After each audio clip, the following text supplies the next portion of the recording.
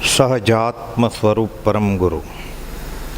આશ્ચર્યકર આચાર્ય પદવીને દીપાવી ગૌતમે, પોતે ન કેવળ જ્ઞાની પણ શિષ્યો વરે કેવળ ક્રમે. ગુરુ ભક્તિ તો ખરી તેમની જેનું હૃદય વિરમારમે.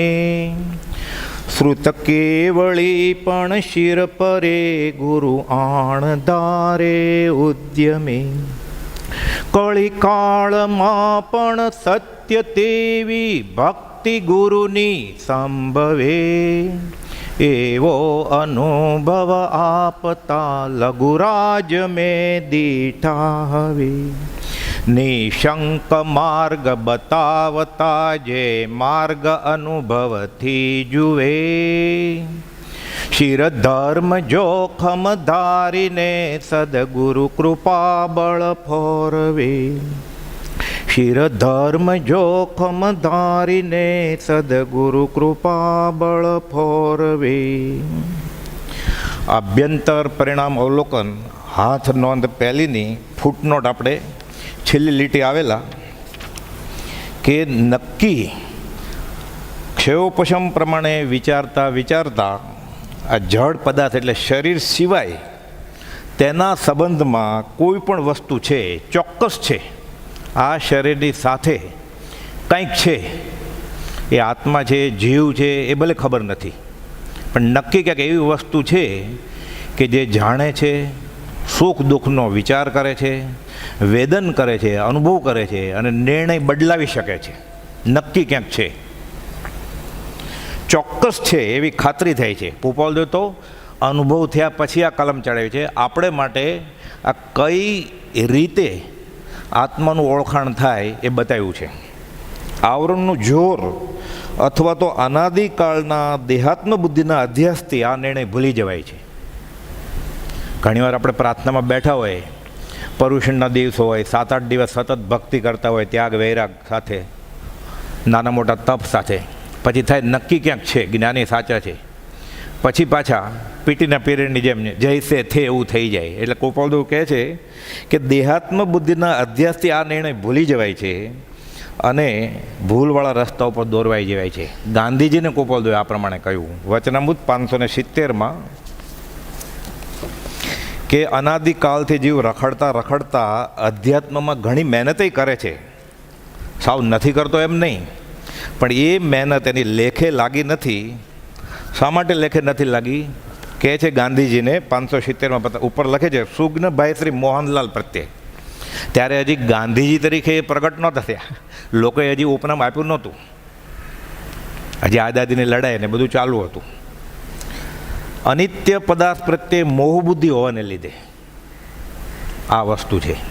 શરીર જ અનિત્ય વસ્તુ છે, એમાં મોહ કરે છે અને શરીર ઉપર મોહ કરે છે એટલે શરીરના બધા સંબંધી ચેત, સગા સંબંધી, પતિ પત્ની, દીકરા દીકરી, માતા પિતા, સગા સંબંધી અને પછી અચેત વસ્તુ બધી, ગાડી વાડી, સોનું આભરણ, ઘરેણા, મિલકત. અનિત્ય પદાર્થ પ્રત્યે મોહ બુદ્ધિ હોવાને લીધે આત્માનું અસ્તિત્વ, નિત્યત્વ અને અવ્યબાદ સમાધિ સુખ ભાનમાં આવતું નથી. અસ્તિત્વ જ ભાનમાં આવી જાય ખાલી. મૂળ તો અહીંયા વાત છે અભ્યંતર પરિણામ અવલોકનમાં કે હું છું અને હું છું એ હું આ શરીર નથી, બીજું ક્યાંક છે, ચોક્કસ ક્યાંક બીજી વસ્તુ છે એવો અંશે પણ ખ્યાલ આવે ને જ્ઞાનીના વચનને આધારે પછી એ બાબતમાં એ વધારે ને વધારે મહેનત કરે. પણ ગોપાલદેવ લખે છે એટલે ગાંધીજીને એટલે આપણને લખે છે કે અનિત્ય પદાર્થ પ્રત્યે મોહ બુદ્ધિ હોવાને લીધે આત્માનું અસ્તિત્વ, નિત્યત્વ અને અવ્યબાદ સમાધિ સુખ ભાનમાં આવતું નથી. એમાં એવું છે કે પુનર્જન્મ છે આટલું પ્રતીત થઈ ગયું એટલે બંને પદ થઈ ગયા, આત્મા છે ને આત્મા નિત્ય છે, એટલે પછી બાકી શું રહ્યું? કરેલા કર્મ ભોગવવા પડે એ તો આપણને ખબર છે કે ભાઈ મહેનત કરી હોય તો વધારે માર્ક આવે પરીક્ષામાં, ન મહેનત કરી હોય તો ઓછા માર્ક આવે. એટલે કરતા ભોગતા તો વ્યવહારમાં આપણને ખબર છે. અને મોક્ષ એ તો આત્મા ઓળખાય પછી મોક્ષની વાત આવે. હું છું જ નહીં તો પછી મોક્ષની વાત જ ક્યાં છે? હું છું તો પછી છૂટવાની વાત છે. એટલે પુનર્જન્મની પ્રતીતિ થઈ જાય પરોક્ષે, પણ પ્રત્યક્ષે થઈ જાય તો બલિહારી છે, કોઈને પૂછવાની જરૂર જ નથી. ગોપાલદેવને 7 વર્ષે થઈ ગયું. પછી કોને પૂછવા જાય? હું છું અને હું ક્યાંક હતો એટલે આત્મા છે ને આત્મા નિત્ય છે એટલે બધું જ આવી ગયું ને અધ્યાત્મનું. પછી તો એને દેખાય કે હું શા માટે રખડું છું, આ મારે ફરી ફરીને આ ભવભ્રમણ કેમ ઊભું છે. પછી તો સાવ સહેલું થઈ જાય. પછી એને આલોચના પ્રતિક્રમણ પ્રયાસિત માટે બુક વાંચવાની જરૂર ક્યાં પડે? એને ખબર પડી જાય મેં આ ભૂલ કરેલી એટલે ફરી વાર અહીંયા આવ્યો છું, આ ભવ કરેલી એટલે હું કૂતરો થયેલો, આ ભવમાં હું ગધેડો થયેલો, શા માટે? આવી ભૂલ કરેલી એટલે. પછી તો ખબર પડી જ જાય. એટલે કે જે અનિત્ય પદાર્થ પ્રત્યે મોહ બુદ્ધિ હોવાને લીધે આત્માનું અસ્તિત્વ, નિત્યત્વ અને અવ્યયાભાસ સમાધિ સુખ ભાનમાં આવતું નથી. તેની મોહ બુદ્ધિમાં જીવને અનાદિથી એવું એકાગ્રપણું ચાલ્યું આવે છે કે તેનો વિવેક કરતાં કરતાં જીવને મૂંઝાઈને પાછું વળવું પડે છે. એટલે ઘણીવાર એ મહેનત પણ કરે છે. એટલે અહીંયા ગ્રંથિભેદની ગોપાલદેવ વાત કરે છે. અનાદિકાલથી રખડતા હજી એ પહેલાં ગુણથાણાની નજીક જ નથી આવ્યો. એટલે આપણે અધ્યાત્મના શાસ્ત્રો વાંચ્યા હોય, થોડું કાંઈ તપશ્ચર્યા કરતા હોય, પૂર્વ પુણ્ય હિસાબે પૈસા હોય એટલે દાન ધર્મ કરતા હોય એટલે ઘણીવાર એમ થાય કે મને વ્યવહાર સંકિત હશે. અને થોડું વધારે વાંચે તો એમ પણ થાય કે આત્માએ મને અનુભવમાં આવે છે, એ ધ્યાનમાં બેસવા માંડે તો. પણ જ્યારે આ વાંચે ત્યારે ખબર પડે કે હજી જીવ પહેલાં ગુંઠાણાની નજીક પણ નથી આવ્યો. પહેલું ગુંઠાણું એટલે કંઈ સમ્યક દર્શન નથી, પણ તો પણ એની નજીક આવે તો એ ધન્ય ઘડી ધન્ય ભાગ્ય છે. કરણ અપૂર્વના નિકટથી જે પહેલું ગુંઠાણું રે મુખ્યપણે તે અહીંયા હોય સુયશ વિલાસનું ટાણું રે વીર જિનેશ્વર દેશના.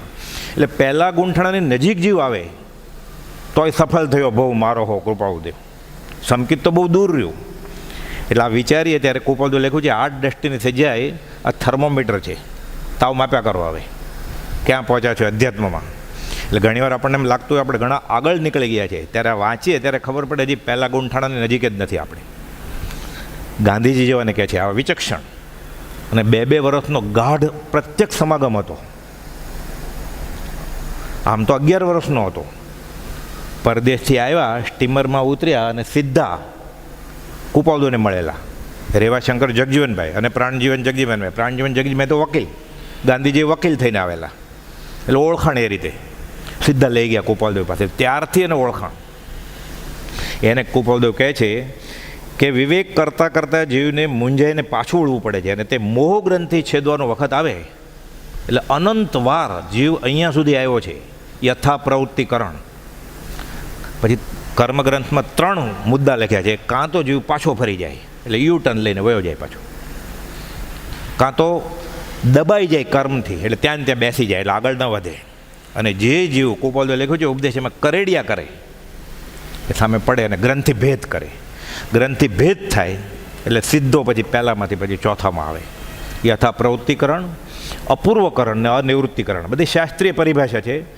બ્રહ્મચારીજીએ ટૂંકમાં લખ્યું આપણે કાંઈ ન જાણીએ તો આપણા વિષય કહ્યા જાય એટલે અંદર એ થયા જ કરે. એટલે આપણે ન આવડતું હોય તો વાંધો નથી. જ્ઞાનીની આજ્ઞા પ્રમાણે આપણે ઉપદેશ બોધ પરિણામ આવીએ, અંદર બધું ઓટોમેટિક થયા કરે. ન આપણને અપૂર્વકરણ નથી ખબર. અપૂર્વકરણ ક્યાં? શિવભૂતિ મુનિને નવકાર મંત્ર નહોતો આવડતો તો કાંઈ વાંધો નહીં. મા ઋષ માતુષ, તો મા ઋષ માતુષમાંથી માસ્તુષ થઈ ગયું તો એ કેવળ જ્ઞાન થાય. એટલે અપૂર્વકરણ આ તો ઘણીવાર આપણે નવરા હોઈએ અને શુભમાં રહેવા માટે આ બધું બરાબર છે, પણ ખાલી જ્ઞાનની આજ્ઞા પ્રમાણે વિષય કશાય છોડીએ એટલે ઓટોમેટિક આ બધું અંતરંગ પરિણતિ પ્રમાણે થયા જ કરે છે આત્મામાં. એ ગ્રંથિ ભેદે થાય, મોહ ગ્રંથિ છેદાય, અપૂર્વકરણે થઈ જાય, અનિવૃત્તિમાં આવી જાય અને શ્રેણી એમ માંડે જાય અને કેવળ જ્ઞાની થઈ જાય. કાંઈ ન આવડતું હોય તોય. ગાંધીજીને આ પ્રશ્ન હતો ને અભણને મોક્ષ થાય? કોઈ અભણને મોક્ષ થાય. તમે અભણ એટલે જેને લખતા વાંચતા નથી આવડતું એની વાત કરો છો તો એને મોક્ષ થાય. કેમ કે અક્ષર જ્ઞાન અને આત્મજ્ઞાનને સંબંધ નથી કાંઈ. પણ આ અક્ષર જ્ઞાન જો પૂર્વ પુણ્યથી અને સત્સંગના યોગે વાપરે આમાં તો સોનામાં સુગંધ છે, બલિહારી છે. 139માં પત્રમાં લખ્યું છે કે જીવ જાણે ગોળ ગળ્યો જ લાગે, જ્ઞાનની આજ્ઞા માને એટલે ફાયદો થવાનો જ છે, પણ વિધિસર પદ્ધતિસર ખાય વેદરાજની દવા સાથે મિક્સ કરીને કહો તો જળમૂળથી રોગ નીકળી જાય. એટલે ક્ષયોપશમ કામનો છે જો માથે જ્ઞાની હોય તો. અને ક્યાં સુધી? 12મા ગુણસ્થાનકના છેલ્લા સમય સુધી કે હવે હું જાણું છું, હવે મારે કોઈની જરૂર નથી, એમ ના ચાલે. કેવળ જ્ઞાન થવાનો પહેલો સમય છે ત્યાં સુધી માથે જોઈએ ને જોઈએ જ. આ સિદ્ધાંત છે જૈન શાસ્ત્રનો. અને અષ્ટાંગ યોગમાં ત્યાં ધ્યાન કરવામાં પણ એમ લખ્યું જ છે ચોખ્ખું પતંજલિએ કે જ્યાં સુધી માથે ન હોય ત્યાં સુધી ધાન થાય નહીં. એ મૂળાધાર ચક્ર પ્રગટાવે, ઈંગલા પિંગલા સુષુમ્લા પ્રગટાવે, શસ્ત્ર આવે ચક્ર છેલ્લું ત્યારે રીધિ સીધી ભ્રષ્ટ થઈ જાય પાછો. એ ચમત્કાર ફોરવે મદારી થઈ જાય પછી માથે હોય તો જ નહીં તો 11મેથી નીચે આવી જાય, પહેલાં ગુંઠણે આવી જાય. કુપાદો લખ્યું છે પળવારમાં રીધિ સિદ્ધિઓએ મહામુનીશ્વરોને ભ્રષ્ટ કરી દીધા છે. એટલે લખ્યું સિદ્ધાંત રૂપે 360માં પત્રમાં, યોગના ચમત્કાર બતાવી યોગ સિદ્ધ કરવો આ યોગીનું લક્ષણ છે જ નહીં. એટલે આપણે માટે સાવ સહેલું, કોઈક આવા ચમત્કાર બતાવતો હોય ને ત્યારથી દૂરથી નમસ્કાર કરીને નીકળી જવાનું. એટલે અધ્યાત્મમાં આપણે અટકી ન જાય. ત્યાં ગર્દી કરી એટલે સમજી જવાનું કે આ જો મુમુક્ષુ છે જ નહીં. બધું સમજાવ્યું છે કુપોલજી. કહે છે મોહ ગ્રંથિ છેદવાનો વખત આવવા પહેલાં તે વિવેક છોડી દેવાનો યોગ પૂર્વકાળે ઘણીવાર બન્યો છે, એકવાર નહીં. આ જીવ તીર્થંકરના સમવસણમાં ગયેલો એટલે નક્કી મહેનત તો કરી જશે ને. મુદ્રાથી સમકિત થાય. આપણે રોજ હમણાં બી બોલ્યા, અહો સત્પુરુષના વચનામૃતને મુદ્રા, સ્વરૂપ પ્રતિતિ એટલે 4થું, અપ્રમત સંયમ એટલે 7મું, અયોગી 14મું, 13મું ને 14મું. તો પ્રત્યક્ષ તીર્થંકર ભગવાન તો કેમ ન થાય? કેમ ન થયું? મોહ ગ્રંથિ છેદવાનું એ આવ્યું તે ફરી જીવ વિવેક છોડી દે છે અને યોગ આવો પૂર્વકાળે ઘણીવાર બન્યો છે. કેમ કે જેનો અનાદિકાલથી અભ્યાસ છે તે અત્યંત પુરુષાર્થ વિના અલ્પકાળમાં છોડી શકાય નહીં. માટે ફરી શું કરવાનું? આપણે સત્સંગ, સતનો સંગ, સતશાસ્ત્ર, આત્માદિ અસ્તિત્વના જે નિરૂપક શાસ્ત્ર, આ સત્શાસ્ત્ર, અને પોતામાં સરળ વિચાર દશા કરી તે વિષયમાં વિશેષ શ્રમ લેવો યોગ્ય છે, મહેનત કરવી પડે. ગોપાલ જો શબ્દ વાપર્યો છે કરેડિયા, એટલે બળદ ગાડી ચલાવે ને એટલે ગાડા ખેડું બળદ ફાસ્ટ ન ચાલે એટલે પૂછડું મરડે એનું, તોય ન ચાલે એટલે લાકડી ભરાવે પછી ચાલે. કરેડિયા કર્યા કહેવાય. પછી બળદ દોડે. એટલે થાકી ગયો છું, થાકી ગયો કામ થાય એમ નથી, હવે થોડુંક જ બાકી છે, હવે થાકી ગયો હલેસા મારતા તો ડૂબી મરવાનું. કેમ કે 99% કપાઈ ગયું. અનાદિકાળથી રખડતા નિગોદમાંથી સંઘની પંચેન્દ્રિય થયો છે. વિતરાગના કુળમાં ધર્મ મળ્યો છે, વિતરાગનો માર્ગ સમજાવવાળા વિતરાગ મળ્યા છે. હવે થાકી ગયો કે હવે હું હલેસર નહીં મારું, બહુ થાક લાગે છે, તો હવે મત દરિયે ડૂબી મરશે. એટલે કરેડિયા કરવા પડે. હવે થાકી ગયે કામ થાય એમ નથી. બ્રહ્મચારી જે પ્રજ્ઞાબોધમાં દાખલો આપ્યો છે નેપોલિયન બોનાપાર્ટનો, શિષ્યને કીધું છે સૈનિકને કે છેલ્લો ઘોડે સવાર અહીંયાથી નીકળે મને ઉઠાડ્યો ખાલી. એટલે ઘોડા ઉપર જ બેસીને ઊંઘ પૂરી કરી લેતા હતા. યુરોપનું લગભગ રાજ બધું જીતાઈ ગયું હતું, છેલ્લું જ બાકી હતું. એ છેલ્લો ઘોડે સવાર ભૂલી ગયો નેપોલિયનને ઉઠાડતા, પકડાઈ ગયો. બધી કરી કમાણી ધૂળમાં ગઈ. એ તો વ્યવહાર. આ જાશે તો દુર્લભ એવો મનુષ્ય દેહ પછી ક્યારે મળે? મનુષ્ય દેહ પણ મળે અનાર્ય પ્રદેશમાં જન્મે તો, જન્મથી જ અભક્ષ્ય ખાતો હોય તો, માંસાહાર, મદિરા નિયમથી દૂધ ચાની જેમ વાપરે છે એ લોકો. તો કર્મ, પાપ, પુણ્ય એટલે હું કાંઈક છું આ પછી ક્યારે ખબર પડશે? પોતામાં સરળ વિચાર દશા કરી તે વિષયમાં વિશેષ શ્રમ લેવો યોગ્ય છે કે જેના પરિણામમાં નિત્ય શાશ્વત સુખ સ્વરૂપ એવું આત્મજ્ઞાન થઈ સ્વરૂપ આવિર્ભાવ થાય છે. જ દબાયેલું છે, અત્યારે ધરબાઈ ગયું છે, બહાર આવશે આવિર્ભાવ. અત્યારે તિરોભાવે છે. વેદાંતમાં આ જ વાત કરી છે કે પરમાત્માની આ 2 શક્તિ છે, આવિર્ભાવ ને તિરોભાવ. અત્યારે દબાયેલી છે એટલે તિરોભાવમાં છે, આવિર્ભાવ એટલે પ્રગટ થશે. જે વેદાંતની વાત છે એ જ આમાં છે, એ જ સમયસારમાં છે. ઘાટ ઘડ્યા પછી નામરૂપ જૂજવા, અંતે એમનું એમ હોય, બધું એક જ છે. છેલ્લે આત્મા એક છે કે અનેક છે, જગત કરતા છે કે નહીં, આપણને ક્યાં નડે છે? જગત કરતા હોય તો ક્યાં નડે છે, ન હોય તો ક્યાં નડે છે? મને મારા શુભ અશુભ કર્મ જ ફળ આપવાનું હોય તો ભલે ને રામ આપતા કે કૃષ્ણ આપતા, મારે શું નડે છે? બ્રહ્મા આપે કે સિદ્ધા આવે, સરખું જ છે ને બધું આપણે. એટલે કહે છે કે જેના પરિણામમાં નિત્ય શાશ્વત સુખ સ્વરૂપ એવું આત્મજ્ઞાન થઈ સ્વરૂપ આવિર્ભાવ થાય છે. તો એમાં શું કરવું જોઈએ? પ્રથમથી ઉત્પન્ન થતા સંશય ધીરજથી અને વિચારથી શાંત થાય છે. ઉતાવળ કરે કામ થાય એમ નથી. કુપોલજો લખ્યું છે સૌભાગભાઈ જેવાને, કામ, માન ને ઉતાવળ આ ત્રણેય વસ્તુ વચમાં આવે છે. કામ એટલે કામેન્દ્રિય અને પાંચે ઇન્દ્રિયના વિષય કામ, માન, દેહાધ્યાસ. મુખ્ય માન આ છે, દેહાભિમાન અને ઉતાવળ, જલ્દી કાચું કાપી નાખે છે. પ્રભુ શ્રીજીને ને દેવકીજી મહારાજને કુપાવદેવે આગાખાનને બંગલે અમદાવાદથી પછી વઢવાણ જવાના હતા. પછી તો દેહ છોડી દેવાના હતા કે મુનિ આજે બી વાવીએ છીએ, ખોતર નહીં કરતા. ઉગ્યું કે નહીં, ઉગ્યું કે નહીં, બબલાઈ જાય પછી ઉગે જ નહીં એમાંથી. આ ઈંડામાંથી બચ્ચું આવ્યું છે કે નહીં, ખખડાવી જોઈએ, ક્યારે બચ્ચું થાય જ નહીં. પછી આગળ જતા થશે. પ્રભુ શ્રીજીને ઉતાવળ થયેલી. સજાત્મ સ્વરૂપ પરમગુરુ મંત્રની માળા આપી 3 વર્ષ થયા. મુનિ શું કરો છો? તો કે દિવસ અને રાત તમારી આજ્ઞા પ્રમાણે હું સજાત્મ સ્વરૂપ પરમગુરુનો જાપ કરું છું. અહોરાત્ર, દિવસ અને રાત એ જ કરું છું. હજી કંઈ દેખાતું નથી કે? ગોપાલદેવ શાંતિથી ગંભીર મુદ્રામાં કહે જારી રાખો. કહેલું રાજપરના દેરાસરમાં, મુનિ તમે આગળ ઉપર જોશો. જોયું પછી ફરી હા, માત્ર જીવને જો ઉતાવળ કરશે અધીરજથી અને આડી કલ્પના કરવાથી, એવું કંઈ હોય નહીં પુનર્જન્મ. આત્મા એવું કંઈ કોણે જોયો છે? આત્મા ન શ્રદ્ધાય તો પણ હમણાં ખાલી વિચાર કર્યા કરવાનો સદાચારથી. બધું કેવી રીતે સમજાય? જેને માટે યોગીઓએ ભવે ભવ ગાળ્યા છે, આપણને 5-15 દિવસમાં 5-15 વર્ષમાં સમજાઈ જાય. એટલે કહે છે અધીરજથી અથવા આડી કલ્પના કરવાથી માત્ર જીવને પોતાના હિતનો ત્યાગ કરવાનો વખત આવે છે. અને એક રીતે કુપાવદેવે ગાંધીજીને તાકીદ કરી છે. કેમ કે આ પત્ર લખ્યો ત્યારે ગાંધીજી મુસલમાન મિત્રો અને ક્રિશ્ચિયન મિત્રો સાથે કાં મુસ્લિમ કે ખ્રિસ્તી ધર્મ અંગીકાર કરવાના હતા. એ લખે જ છે કે જો મને રાયચંદભાઈ કવિ ન મળ્યા હોત તો હું મોહમ્મદને તો માઇકલ થઈને પાછો. એ તો વાંધો નહીં, મોહમ્મદ કે માઇકલ થઈ ગયા હોત તો લાખો લોકો એને માનવાવાળા બધા આર્ય સંસ્કૃતિ છોડી દે પછી. એટલે ઉતાવળ નહીં કરો કે તમે કોઈક તમને કુરાનની વાત કરી એટલે માની ગયા, કોઈ તમને બાઇબલની વાત કરી હતી માની ગયા. કુપાલદેવ એમ કહ્યું જ નથી કે તમે મહાવીરને માનવા માંડો. 530માં, 570માં, 717માં અને બીજા 200 પત્ર લખ્યા.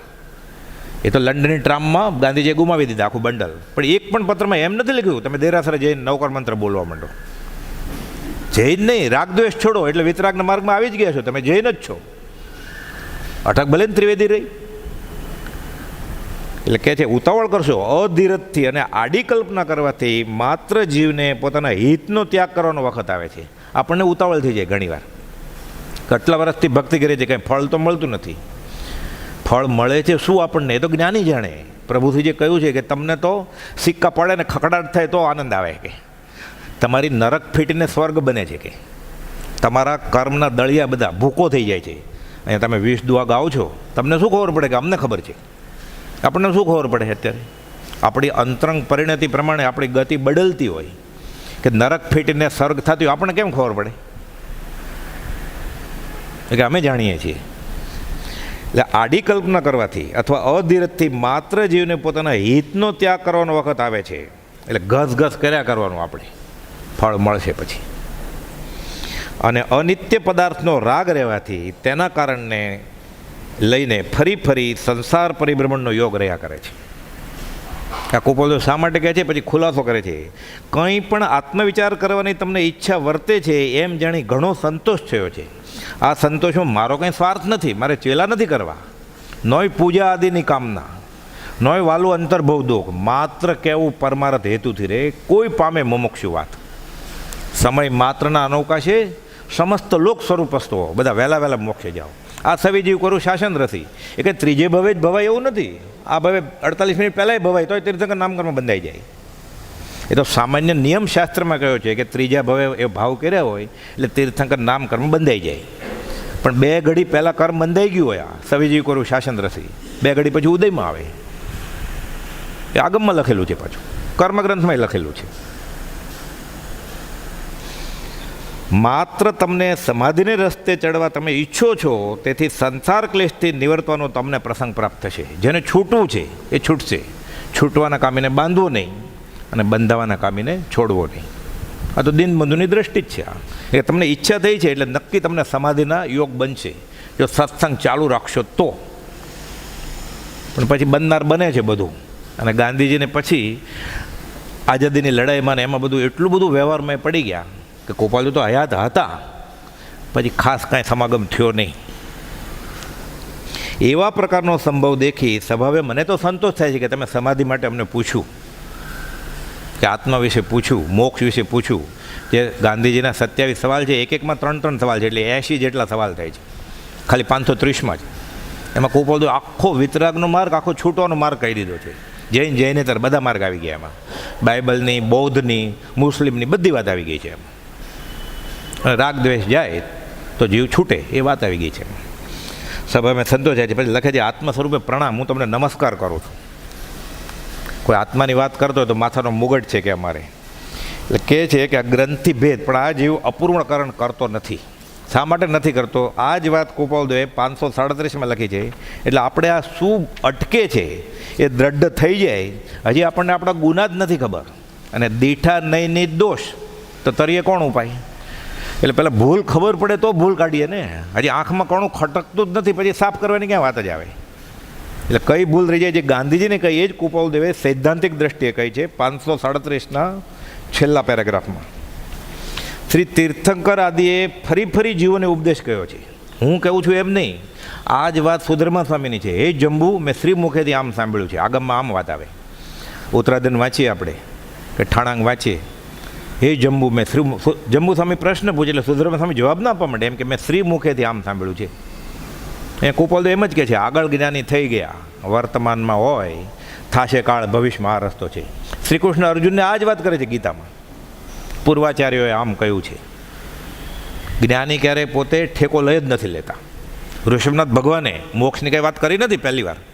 એની પહેલાં અનંત 24 આ જ વાત કરેલી કે રાગ દ્વેષ જાય તો વિતરાગ થવાય. કે નવું શોધ્યું જ નથી ઋષભનાથ ભગવાને. તો મહાવીર સામે નવું નથી શોધ્યું. પણ આ કાળમાં મોક્ષ માર્ગ લોપ થઈ ગયેલો એ કૃપાલદેવ ઉઘાડો કર્યો. વર્તમાનના કાળમાં મોક્ષ માર્ગ બહુ લોપ, ઢંકાઈ ગયેલો. એટલે કાળક્રમે આવા યુગ પુરુષો અવતરે અને ઢંકાઈ ગયું એ પાછું આવરણ કાઢે. પોતે જાય અને બીજાને લેતા જાય, પોતે તરે ને બીજાને તારે. આ તીર્થંકર. બહારથી કંઈ આપણને ખબર ન પડે તીર્થંકર છે એ. અષ્ટ પ્રતિહારી અને બધું ક્યારેક થાય, ક્યારેક ન બી થાય. ભગવાન મહાવીરને ભરવડ ખિલ્લા ઠોકો આવ્યો ત્યારે ક્યાં ગયા હતા બધા ચમત્કારો? કોઈ વળી એમ કહે છે ત્યારે કેવળ જ્ઞાન નહોતું. પછી ગોશાળે તેજોલેશે છોડી ત્યારે તો કેવળ જ્ઞાની થઈ ગયું હતું ભગવાન મહાવીરને. તો અષ્ટ પ્રતિહારી અને આ બધું ક્યાં ગયા હતા બધા? શાસક રક્ષક દેવ 23 દુને 46 તો હતા, અને ભગવાનને કેવળ જ્ઞાન થયું એટલે 24 દુને 48 થઈ જાય ને. શાસક રક્ષક દેવ ને દેવી ક્યાં ગયા હતા? સિદ્ધાર્થ નામના દેવ એની સેવામાં રાખેલા ઇન્દ્રે, એ ક્યાં ગયા હતા? ઇન્દ્ર પોતે ક્યાં ગયા હતા?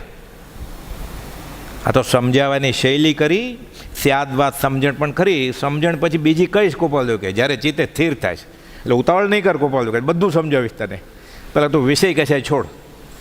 એટલે કહે છે તીર્થંકર આદિએ, કેવળીએ અને બીજા જેણે જેણે આત્મા પામ્યા છે એ બધાએ આ જ વાત કરી છે. શું? ફરી જીવોને ઉપદેશ કયો છે, પણ જીવ દિશા મૂઢ રહેવા ઈચ્છે છે ત્યાં ઉપાય પ્રવર્તી શકે નહીં. પંચ કે માથા ઉપર પણ મારી ખીલ્લી નહીં ખસે. તમારી વાત બધી બરાબર છે, હું કંઈ ફેરફાર નહીં કરું. આ સ્વચ્છંદ. ફરી ઠોકીને કહ્યું છે કે એક આ જીવ સમજે તો સહજ મોક્ષ છે, અને નહીં તો અનંત ઉપાય પણ નથી. અને તે સમજવું પણ કંઈ વિકટ નથી. કેમ કે પોતાનું જીવનું જે સહજ સ્વરૂપ છે તે જ માત્ર સમજવું છે. તું કોણ છો એ જ કહેવું છે. આત્મા ગામ ગયો છે કે બીજાને વિશે વાત નથી કરવી. મને તમારા વિશે ક્યાંક પૂછે તો મારે માનવું પડે કે આ ખોટું બોલતા છે, સાચું બોલતા છે. પછી પાડોશીને બોલવું, એ પણ એના પાછા હિતેચ્છુ હોય તો સાચું કે આ બરોબર કે છે, એના હિતેચ્છુ ન હોય તેમ કે આ ખોટું જ બોલે સાવ. તો કોનું માનવું? આ તો પોતા વિશેની જ વાત છે. એટલે કૃપાલદેવ લખ્યું છે આત્મા ગામ ગયો છે. મને જમતી વખતે સ્વાદ આવે છે અમુક શાકમાં, અને અમુક શાક જરાય નથી ભાવતું. એમાં કેવળી ગમે એમ બોલાય? મને ગમે જ છે ને કે ગુવારનું શાક નથી ભાવતું ને ભીંડાનું ભાવે છે. એમાં કેવળી ગમેની ક્યાં વાત આવી? એટલે કૃપાલદેવ મને સંકિત થયું હશે કે નહીં કેવળી ગમે શું કે તને નથી ખબર? 5 ઇન્દ્રિયના વિષયો તારી સામે આવે છે ને તને શું થાય છે એમાં કેવળ જ્ઞાનીને પૂછવું પડે તારે. નાનામાં નાની આકુળતા વ્યાકુળતા દેહમાં આવે છે, અને 5-15 વર્ષનો સત્સંગ કર્યો છે ત્યારે ઓય બાપા થાય છે. એમાં કે શાસ્ત્ર વાંચવા પડે, સમયસર જોવો પડે કે મને સંકિત હશે કે નહીં. ભાગમભાગ કરતો હોય હોસ્પિટલને ડૉક્ટર માટે, દવા માટે, તો કુંડલી જોવડાવવા માટે કે બચીશ કે નહીં. જ્ઞાની ગમે ક્યાં? પોતે ગમે જ છે પોતાને જ. કૃપાલદેવ કહે છે આ જીવ સમજે તો સહજ મોક્ષ છે, નહીં તો અનંત ઉપાય પણ નથી, અને તે સમજવું પણ કંઈ વિકટ નથી. કેમ કે જીવનું સહજ જે સ્વરૂપ છે તે જ માત્ર સમજવું છે. તારી પોતાની જ વાત કરવી છે કે અમને અમારા વિશે ખબર પડી, એ રૂપ થયા અને પછી બોલ્યા તીર્થંકર, આત્મા થઈને આત્મા બોલ્યા, આટલું માની લીધું તો બસ પ્રભુશ્રીજી કે. અને કંઈ બીજાના સ્વરૂપની વાત નથી કે વખતે તે ગોપવે કે ન જણાવે, કે છૂપું રાખે, કે ભેળસેળવાળું હશે. પોતાની જ વાત છે. આગળ કહે છે, પોતાથી પોતે ગુપ્ત રહેવાનું શી રીતે બનવાયું ગયું છે? પણ સ્વપ્ન દશામાં જેમ ન બનવા યોગ્ય એવું પોતાનું મૃત્યુ પણ જીવ જુએ છે. એવું સપનું આવે ને કે આજે હું મરી ગયો. કોણ મરી ગયો? જે હું મરી ગયો એ કોને ખબર પડી? એટલે એનો અર્થ કે જેને ખબર પડી એ તો મેરો જ નથી. સ્વપ્ન દશામાં જેમ ન બનવા યોગ્ય એવું પોતાનું મૃત્યુ પણ જીવ જુએ છે, તેમ અજ્ઞાન દશારૂપ સ્વપ્નરૂપ યોગે આ જીવ પોતાના નહીં એવા બીજા દ્રવ્યને વિશે સ્વપણે માને છે. અને આ જ માન્યતા તેનું નામ સંસાર. એટલે હજી ઊંઘમાં છે જીવ, અને આ સપનું ઊંઘમાં આવે છે, અને ઊંઘમાં એને જેલ પડી છે. અનાદિકાળથી આ જેલ ચાલી છે. ક્યાં નિગોદ, એકેન્દ્રિય, બે ઇન્દ્રિય, 3, 4, 5, અસંખ્યાત અનંતો કાળ વહી ગયો. વીત્યો કાળ અનંત તે કર્મ શુભાશુભ ભાવ. પણ ઊંઘમાં સપનું આવ્યું અને સપનામાં જેલ પડી 10 વર્ષની. એમાં 6 વર્ષ ભોગવી લીધા એણે. પછી ઊંઘ ઉડી ગઈ, ક્યાં કોઈ બેલ માર્યો, ડોરબેલ, કે કોઈક આવ્યો, દૂધવાળો આવ્યો, એ જાગી ગયો. હવે સપનું તૂટ્યું. હવે જે ઊંઘમાં સપનામાં જેલ પડેલી 10 વર્ષની, બાકીના 4 વર્ષ ભોગવવાના. કેમ? જાગી ગયો. એ કોટી વર્ષનું સ્વપ્ન પણ જાગ્રત થતાં સમાય, તેમ વિભાવ અનાદિનો જ્ઞાન થતાં દૂર થાય. 6 વર્ષની ભોગવી, અનાદિકાલથી આજ સુધી રખડ્યા આપણે. હવે જો જાગી જાય તો આ સપનાની જેલ છે, સાચી નથી. હું શરીર છું, આ ભ્રાંતિ છે. એને આ સાચી જેલ નથી, સપનાની જેલ છે. એનું સપનું તૂટશે તો સપનાની જેલના બાકીના 4 વર્ષ એને ભોગવવા નહીં પડે. હવે છૂટી જશે. કેમ? એ જેલ હતી જ નહીં. એ માનતો તો ખાલી હું દેહાદી સ્વરૂપ નથી. એને એમ હતું કે હું છું એટલે આ જેલ પડેલી. અને હું દેહાદી સ્વરૂપ નથી તો દેહ સ્ત્રી પુત્ર આદિ મારા નથી. તો હું કોણ છું? શુદ્ધ ચૈતન્ય સ્વરૂપ અવિનાશી. એ હું આત્મા છું. તો શું થાય? કેવળ જ્ઞાન થાય. પછી સમયસરની ગાથા છે તો શું થાય? એને કુપોદય સુખધામ અનંતમાં લખ્યું છે, ચૈતન્ય જ્યોતિ તે સમે ભાસે અનુપમ ત્યાં અહો, તે એક સર્વોત્કૃષ્ટ જગમાં સર્વદા જયવંત હો. સુખધામ અનંત. પછી એને દેખાય કે આ તો પછી એને મોક્ષની ઈચ્છા રહે. એટલે કુપાલુ લખ્યું, ભવ મોક્ષે પણ વર્તે શુદ્ધ સંભાવજો. અહીંયા જ મોક્ષ અનુભવાય તો ત્યાં જાય તો એને કદાગ્ર નથી કે હું હવે નહીં આવું, અને નથી જવાનું. અહીંયા જ મોક્ષ અનુભવાય છે તો જવાનું ઈચ્છા નથી એને. પછી ત્યાં તે સ્થિર થઈ ગયા છે. તારા અભેદ સ્વરૂપમાં રમણતા થવાથી હવે મોક્ષની ઈચ્છા છે નહીં હોય. પછી મોક્ષ અહીંયા જ છે. તો એટલે અત્યારે મહાવીર સ્વામીને કોઈ પૂછે કે તમને મોક્ષની ઈચ્છા છે, એ શું કે હું મોક્ષમાં જ બેઠો છું. તો ઋષભનાથ ભગવાનને કોઈ પૂછે તો અમે સિદ્ધમાં જ છીએ. એ મુનિને પ્રભુશ્રીજીએ કોપાઉદેવે પ્રભુશ્રીજીને 55 ઈડર ક્ષેત્ર સમાગમના 5મે દિવસે કહ્યું, અમને સિદ્ધનું સુખ અહીંયા જ અનુભવાય છે. આ બેઠા એ સિદ્ધ શિલા બેઠા છે એ શિલા ઉપર એ સિદ્ધ. એટલે કુપાલદેવે 680માં લખ્યું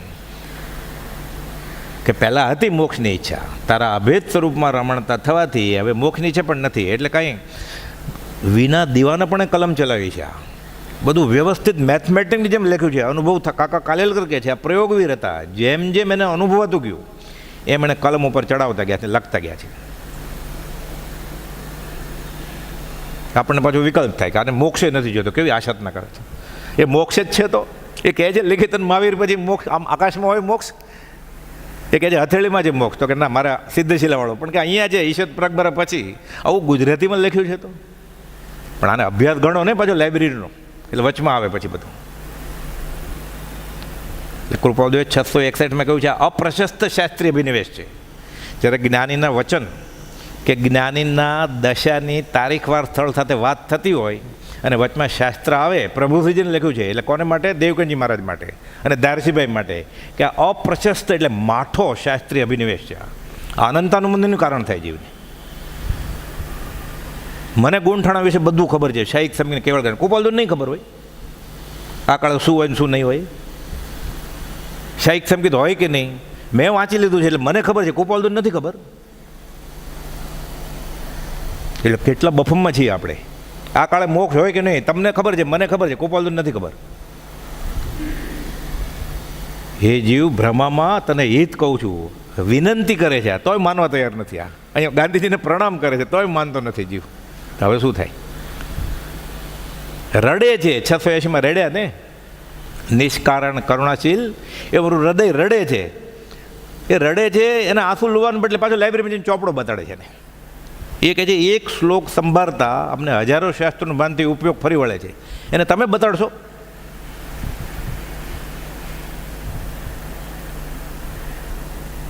આ અનંતાનુબંધી કર્મ 522માં લખ્યું છે કુપાલદેવે, હું જાણું છું એ જ્ઞાની પાસે અભિમાન આ અનંતાનુબંધી ક્રોધ માન માયાલોભનો પ્રકાર છે.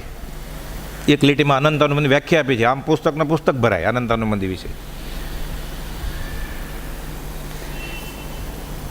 કંઈ બીજાના સ્વરૂપની વાત નથી કે વખતે તે ગોપ્ય કે ન જણાવે તેથી સમજવી ન બને. પોતાથી પોતે ગુપ્ત રહેવાનું શી રીતે બનવા યોગ્ય છે, પણ સ્વપ્ન દશામાં જેમ ન બનવા યોગ્ય એવું પોતાનું મૃત્યુ પણ જીવ જુએ છે, તેમ અજ્ઞાન દશારૂપ સ્વપ્નરૂપ યોગી આ જીવ પોતાના નહીં એવા બીજા દ્રવ્યની વિશે સ્વપણે માને છે. દેહાભિમાન, અને હું શરીર છું એટલે આખી દુનિયા, પછી સંસાર ઊભો થયો ને. એટલે દેહાભિમાને ગલિતે વિજ્ઞાતે પરમાત્માની યત્ર યત્ર મનોયાતિ તત્ર તત્ર સમાધેય. આ દેહાભિમાન જાય પછી એને 14 રાજલોકમાં વિચારતા કોઈ અંતરાય નથી. અને એ જ માન્યતા તે સંસાર છે, તે જ અજ્ઞાન છે, નરક આદિ ગતિનો હેતુ તે જ છે. આ માન્યતા છે એટલે નરકે જવું પડે પછી, કેમ કે હું દેહ છું એટલે 5 ઇન્દ્રિયના વિષયમાં હું ભોગ ઉપભોગમાં જ રહીશ, એનું ફળ મળશે પછી. તે જ જન્મ છે એટલે ફરીવાર જન્મવું પડશે, તે જ મરણ છે ફરીવાર મરણવું પડશે. શંકરાચાર્ય આ જ વાત કરી છે, પુનરપી જનનમ પુનરપી મરણમ પુનરપી જનની જઠરે શયનમ. થાકે હોય શંકરાચાર્ય થાક્યા કે ઈય સંસારે અતિ દુસ્તારે કૃપયા પારે પાહી મુરારે. એ મુરારી ભલે એ જગત કરતાને માને છે પણ વ્યવહાર નથી માગ્યો એણે કાંઈ. અને આપણે જગત કરતા નથી માનતા જૈન છીએ એટલે, પણ આપણે વ્યવહાર માગીએ જ પાછા દેરાસરમાં જઈને. તો જૈન કોણ? આમાંથી છોડ મને.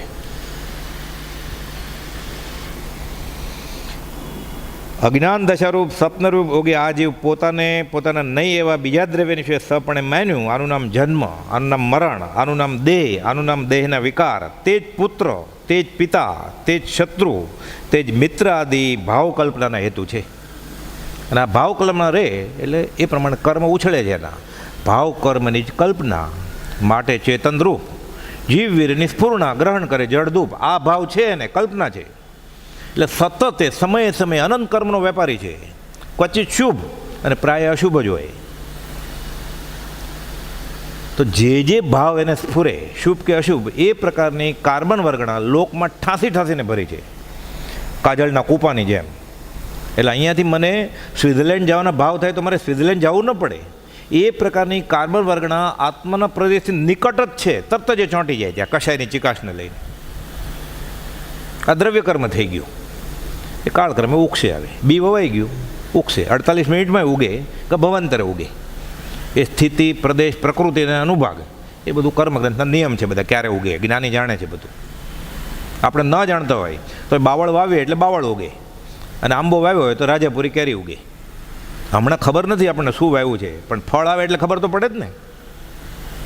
કુપાલદેવે સિદ્ધાંત આપ્યો છે 64માં પત્રમાં, જેનું પરિણામ વિપર્યય આવે એની શરૂઆત ખોટી જ હોય. હું ભણ્યો ને સુખી ન થયો એટલે નક્કી ખોટું મેં કરેલું. હું પરણીને સુખી થાય છે એવું હતું એટલે પરણ્યો ન થયો, નક્કી ભૂલ કરેલી. હું સંતાન કરીશ સુખી થાય ન થયો, હું પરદેશ જઈને સુખી થાય ન થયો, એટલે નક્કી જેનું પરિણામ વિપર્યય આવે એની શરૂઆત ખોટી જ હોય. આ સિદ્ધાંત છે. આપણે આપણી જિંદગી ઉપર વિચાર કરવાનો હોય ભૂતકાળ વિશે, તો કેમાં હું સફળ થયો છું, શાશ્વત સુખ કેમાં મળ્યું છે, એ કોઈમાં નહીં. પશ્ચાત દુઃખ તે સુખ નહીં. એટલે નક્કી આપણે હજી સુધી જે બધું કર્યું છે બધું ખોટું જ. કેમ? સમ્યક દર્શન નહોતું.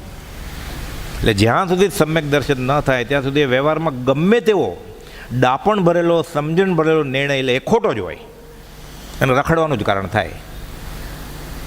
તો ત્યાં સુધી શું કરવાનું? જ્ઞાનીના આશ્રયે ઓછા પાપે જીવવાનું, જેમાં ઓછામાં ઓછું પાપ હોય એ નિર્ણય લેવાનો કે ના, ઓલામાં મને સુખ વધારે દેખાય છે. હોય જ નહીં, ક્યારે કલ્પના હોય, એ મૃગજળ હોય જ નહીં. હોય તો બધા રાજકુમાર હતા, તીર્થંકર શા માટે છોડી દે? રાજા હતા બધા, એક વર્ષથી દાન કરીને ગયા. ચક્રવર્તી બધા, ભરત ચક્રવર્તી, એને શું ખામી હતી? આ જ માન્યતા તે દેહ છે, દેહના વિકાર છે, પુત્ર પિતા તેમજ શત્રુ અને મિત્ર આદિ ભાવ કલ્પનાનો હેતુ છે, અને તેની નિવૃત્તિ થઈ અને મોક્ષ, સહજ મોક્ષ છે. સહજ સ્વરૂપે જીવની સ્થિતિ થવી એને શ્રી તીર્થંકર મોક્ષ કહે છે 609માં પત્રમાં. મોક્ષ એટલે શું? મોક્ષ એટલે જીવની સહજ સ્વરૂપે સ્થિતિ થઈ જાય. પછી ભલે ને હાથ પગ હોય એને, એ સિદ્ધિશિલાએ બેઠો હોય કે શરીરમાં બેઠો હોય, એને શું ફરક પડે છે? પછી અમે દેહધારી છીએ કે કેમ તે સંભારે ત્યારે માંડ જાણતા હોય, પછી એ શરીરમાં હોય કે સિદ્ધિશિલા ઉપર હોય, એને શું ફરક પડે? શરીર જ નથી તો. અને તેની નિવૃત્તિ થઈ ત્યાં સહજ મોક્ષ છે, અને એ જ નિવૃત્તિને અર્થે સત્સંગ, સત્પુરુષ આદિ સાધન કયા છે, અને તે સાધન પણ જીવ જો પોતાના પુરુષાર્થને તેમાં ગોપ્ય સિવાય પરવર્તાવે તો જ સિદ્ધ છે. એટલે ફૂલ નહીં તો ફૂલની પાખડી એમ નહીં, આમાં કરેડિયા કરવા પડે. કુપદો લખ્યું છે, થાય એટલું કરો, અશક્યતા ન છુપાવો, કમર કસવી પડે. અને જે પછી નથી થતું એ પછી પ્રારબ્ધ ઉપર, કે મારા પ્રારબ્ધ ભાવ હશે. શરૂઆતથી નથી ખબર કેમ પડે? આ પ્રારબ્ધને લીધે કે મારા પુરુષાર્થની નબળાઈને લીધે છે, કે પૂરો પુરુષાર્થ કરો ત્યારે ખબર પડે. એટલે પુરુષાર્થ કર્યા વગર પ્રારબ્ધની ખબર જ ન પડે, ગોપાલદેવ કહે છે. આ જ નિવૃત્તિને અર્થે સત્સંગ, સત્પુરુષ આદિ સાધન કયા છે, અને તે સાધન પણ જીવ જો પોતાના પુરુષાર્થને તેમાં ગોપ્ય સિવાય પ્રવર્તાવે તો જ સિદ્ધ છે. વધારે શું કહીએ? આટલો જ સંક્ષેપ જીવમાં પરિણામ પામે. કયો સંક્ષેપ? કે તું શરીર નથી, બસ. એક જગ્યાએ ગોપાલદેવ લખ્યું છે, આ ન સમજાણું એટલે દ્વાદશાંગી રચવી પડી. તું શરીરની આત્મા છું, બસ આટલું જ કહેવાનું છે અનંત જ્ઞાનીને, બીજું કંઈ છે જ નહીં અધ્યાત્મમાં. આટલો જ સંક્ષેપ જીવમાં પરિણામ પામે તો આમાં બધું આવી ગયું. સર્વ વ્રત, યમ, નિયમ, જપ, યાત્રા, ભક્તિ, શાસ્ત્ર આદિ કરી છૂટ્યો, એમાં કંઈ સંશય નથી. આમાં દીક્ષાએ આવી ગઈ, આમાં બધા શાસ્ત્રોનો અભ્યાસ આવી ગયો, આમાં તીર્થયાત્રાએ આવી ગઈ બધી. કારણ કે તીર્થયાત્રા શા માટે કરવાની હતી? હું શરીર નથી, આત્મા છું ઓળખવા માટે આવી ગયું. દાન શા માટે કરવાનું હતું? તપશ્ચર્યા શા માટે? એ શરીર નથી, પછી સ્વાદ ક્યાં છે? આંબેલ શા માટે કરેલી? સ્વાદ છોડવા માટે. હું શરીર નથી એ થઈ ગયું એટલે સ્વાદ છૂટી ગયો ને એનો. એટલે આમાં આંબેલે આવી ગઈ, વર્ષી તપી આવી ગયું, આમાં બધું આવી ગયું આમાં. એટલે કુપાલદેવ કહે છે, આમાં વ્રત, યમ, નિયમ, જપ, યાત્રા, ભક્તિ, શાસ્ત્રજ્ઞાન આદિ કરી છૂટ્યો, એમાં કંઈ સંશય નથી. ફરીવાર કહે છે, એ જ વિનંતી આત્મા સ્વરૂપે પ્રણામ. અહીંયા પછી પ્રણામ વિનંતી કરે છે, પગે લાગે છે કે મહેરબાની કરીને આટલો સંક્ષેપ માનો. જાતભાઈ છે ને ચેતન, કે આ દુઃખી થાય છે, 3 લોકનો નાથ, દયા આવે છે ને. ઠેર ઠેર કુપાલદેવ આ વાત કરી છે, અને કુપાલદેવને આ થઈ ગયું એટલે કહે છે, મારક સાચા મિલ ગયા, હોતા છો તો જલ ગયા, બધું બળી ગયું. કે હવે દેહાધ્યાસ બધું બળી ગયો. ભિન્ન કિયા નિજ દેહ, નિજ એટલે પોતે, અને દેહ એટલે શરીર, આત્માને દેહ અલગ કરી નાખ્યા. આ જ વાત પછી સૌભાગભાઈને 201માં કહે છે ગોપાલદેવ. આ અભ્યંતર પરિણામ અવલોકનમાં વિચારતા વિચારતા એક પછી અનાદિકાળથી આ મહેનત ચાલતી હતી. 201માં કહે છે ગોપાલદેવ કે આ વિચાર કરતાં કરતાં આજે સવારે, કઈ સવારે? આજે મહાવત ત્રીજ, ગુરુવાર, સંવત 1947. આપણે ગાય છે, ધન્ય રે દિવસ આ હો. સંવત 1947 સમકિત શુદ્ધ પ્રકાશ્યું રહે. શુદ્ધ સમકિતની વાત છે. અજ્ઞાન યોગીપણું તો આ દેહ ધર્યો ત્યારથી જ નથી. 450માં લખ્યું. સમકિત તો લઈને જ આવે છે. અને ક્ષાયિક સમકિતની શરૂઆત તીર્થંકર, કેવળી કે શ્રુત કેવળીના ચરણ કમળ પાસે થાય. પછી એનું નિષ્ઠાપન, પૂર્ણાહુતિ 4 ગતિમાં ગમે ત્યાં, ઘોડા નહીં થાય. પછી ક્ષાયિક સમકિત નરકમાંય થાય, દેવમાંય થાય. આ ગૌમઠસ્થાનના 648માં શ્લોકમાં લખેલું છે, સિદ્ધાંતના ગ્રંથમાં. એકવાર તીર્થંકર કે કેવળી કે શ્રુત કેવળીના ચરણ પાસે ક્ષાયિક સમકિતનું બી વવાઈ ગયું, પછી 4 ગતિમાં એની પૂર્ણાહુતિ થાય. તો ભગવાન મહાવીર સાથે તો ગોપાલદેવ હતા જ. એટલે મહાવત ત્રીજ, ગુરુવાર, સંવત 1947 લખે છે કે અત્ર પરમ આનંદ છે અને આજના પ્રભાતથી નિરંજન દેવની કોઈ અદ્ભુત અનુગ્રહતા પ્રકાશી છે. આજે આ થયું. આભ્યંતર પરિણામ અવલોકન કરતાં કરતાં એક પછી એક વસ્તુ બાદ કરતાં કરતાં છેલ્લે બેફાટ. પછી તો મુનિ દેવ કરીને કહે છે, મુનિ નારિયેળનો ગોટો છૂટો છે, નારિયેળથી ખખડે છે અંદર, દેહને આત્મા બેફાટ. જે સૌભાગભાઈને દેહ વિલેને 8 દિવસ પહેલાં થયેલું એ કુપાલદેવને 23વેं વર્ષે થઈ ગયું છે. પછી તો 11 વર્ષ જીવ્યા કુપાલદેવ. હવે એને કેવો બંધ પડે? આપણે સિદ્ધાંત જાણીએ છીએ કે આયુષ્યના 2 તત્યાંશ હોય ત્યારે આગલા ગતિનો બંધ પડી જાય ને આયુષ્યનો બંધ પડી જાય. તો 34 એટલે 11 33, 11 22 વર્ષે બંધ પડે. કેવો બંધ પડે? એને તીર્થંકર નથી થવું, એને બીજો કેવો બંધ પડે કે બંગલો જોઈએ છે, તીર્થંકર નથી થવું. એને ઇન્દ્રની ભવ્યતાથી ભૂલતાપ ખાધી એટલે ઇન્દ્ર નથી થવું. અને બંગલો જોતો હશે, હવે ગાડી લાડી જોતી હશે, એને વાડી જોતી હશે, તો કેવો બંધ પડે એને? કારનું સ્ટિયરિંગ અને બ્રેક એના હાથમાં છે. કે તીર્થંકરે કર્યું બધું જ કરવું છે, તીર્થંકર થવું નથી. બંધ નહીં પડવા દઈએ અમે. ભાવ પોતાના હાથમાં છે. થઈ ગયું એ થઈ ગયું, કોઈનો દોષ નથી. અમે કર્મ બાંધ્યા છે માટે અમારો દોષ છે. 339માં મથારે લખ્યું. આ જ વાત મહાભારતમાં આવે છે, દ્રૌપદીના સ્વયંવરમાં. કર્ણ બાણાવલી ઉપાડે છે હથિયાર. આ તો સૂતપુત્ર છે. કે કર્ણય નથી જાણતો હું કોનો દીકરો છું, અને બીજાય નથી જાણતા કે આ સૂતપુત્ર નથી, આ કુંતાનો પુત્ર છે. પણ કોઈ જાણતું નથી કે આને આ હલકી જ્ઞાતિવાળાને અહીંયા પ્રવેશ નથી, ક્ષત્રિયને કે બ્રાહ્મણને જ પ્રવેશ. પણ કે ક્યાં જન્મવું એ મારા હાથમાં ક્યાં હતું? મા બાપની પસંદગી હતી મારે? દેવાયતમ કુલે જન્મમ. દેવાયતા દેવ, દેવ નહીં દેવ એટલે નસીબ.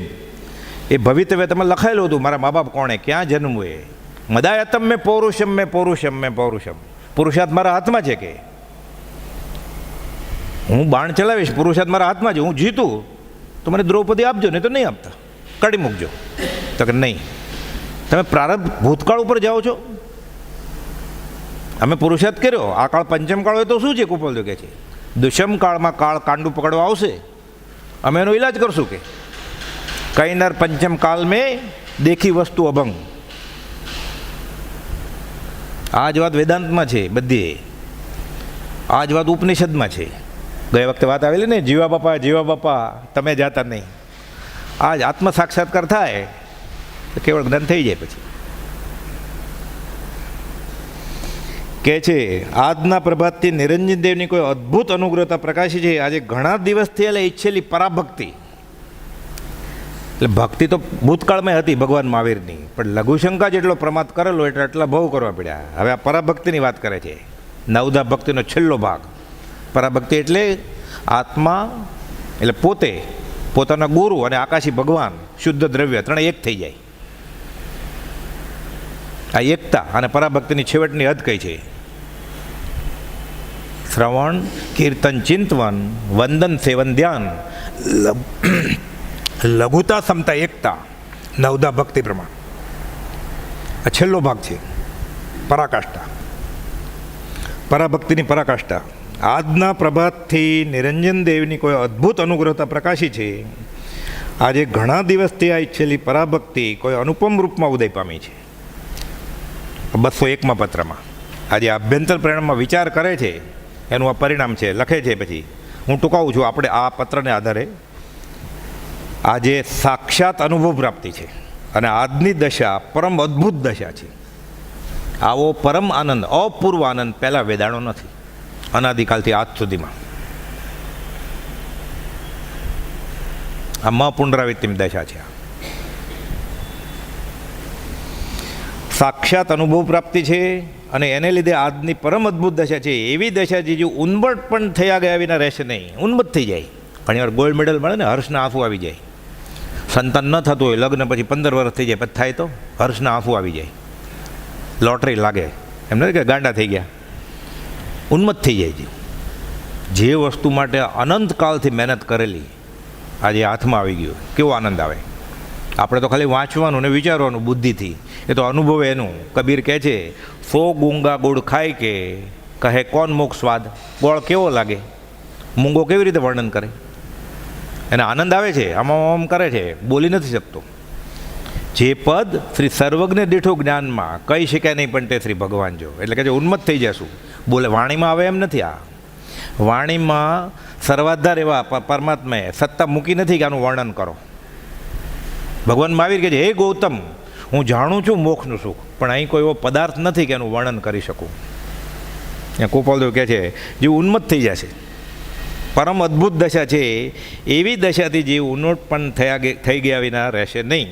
અને વાસુદેવ વળી ચાયને કેટલોક વખત વળી અંતર્ધાન પણ થઈ જાય એવા લક્ષણના ધારક છે. એટલે જો આત્માનું અનુસંધાન ન રાખ્યું, પાછું ગોપાલે લખ્યું છે, પ્રમાદને લીધે જીવ મળેલું સ્વરૂપ પણ ભૂલી જાય. પાછું ઘણા વર્ષો સુધી ઉપાસેલો ત્યાગ વૈરાગ કુસંગને લઈને પાછો જીવ ગાડી ઉતરી જાય. પછી